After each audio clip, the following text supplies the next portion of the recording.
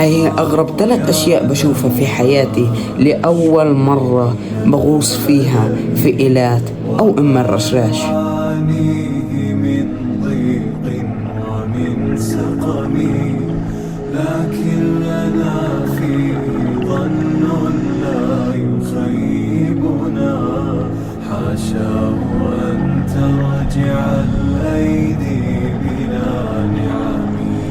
كم جاد من فضله قبل السوء